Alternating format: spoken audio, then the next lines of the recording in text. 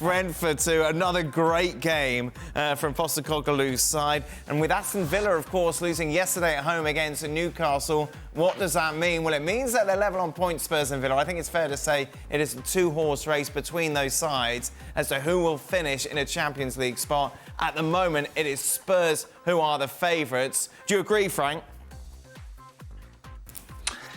I have to say yes, because what they offer offensively is very interesting, and also they have a coach, and I'm not sure I will raise Mr. Emery at the same level of Mr. Postecoglou, because what he did at halftime, I think there was a big talk in the dressing room, and it changed dramatically changed the way they were thinking the game, the way they were viewing the game.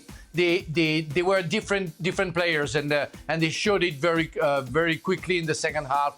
So offensively they are amazing, but defensively I saw some bad movements, bad misunderstandings. They have to be careful with that. I see Aston Villa more structured than Spurs, but the craziness that the Spurs players show and are capable of made me think that they can do better than Aston Villa. Interesting stuff, actually, from Postecoglou after the game, saying we were chatting to the ref more than we were playing football. We were naive at times, focusing on the wrong things, but that's all part of our growth. He saw that. He didn't like all the dance stuff that was going on, the pushing and the shoving and all that sort of thing. That only helps Brentford. You're at home, you're the favourite, and while Brentford take the lead, I think when things get a little bit needly as they did, and players kind of sniping at each other, it only benefits the lesser team, in my opinion. I was Brentford on the day.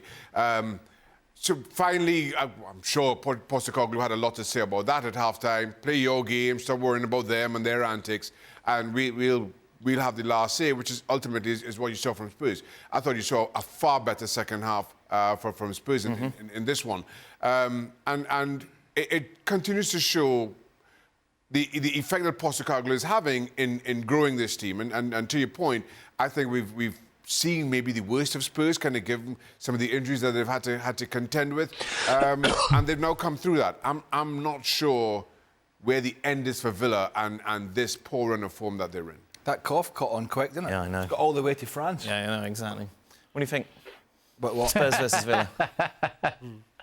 I think it's honestly 6 and 2 threes. I really do. I think it's so tight between the two sides.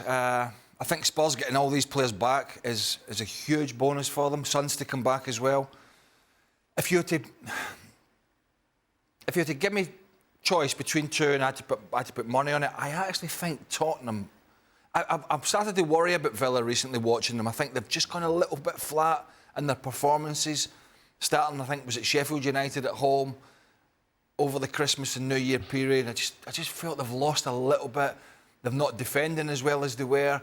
I think when Longley plays, I think he's got a mistake in him. So I would just edge slightly towards Tottenham, as long as they're disciplined. And obviously they've got Bissouma and Sarr to come back as well. That's going to really bolster the midfield, which is a really important area. So I would just go Tottenham. I just feel Villa lack confidence. Every time I see them, it looks as though they're a team that's just low in confidence. And then to my point about Spurs kind of coming to their worst, even when they had those injuries, even when they weren't playing well, Postecoglou just tucked his guns. This is who we are. We're going to go down fighting, and the team never kind of backed away from that. So now that results have turned around, they're just playing with more confidence. And Villa, I'm not sure where that ends. I think Villa are looking a little tired in the middle of the park, because I think those boys have played a lot of games. Yeah. Particularly John McGinn and Douglas Luiz. And if you look at Tottenham, they've chopped and changed in there, and they've had to. You know, silly suspensions, injuries, you name it. But some of those players have had a rest, which hasn't always pleased Postecoglou.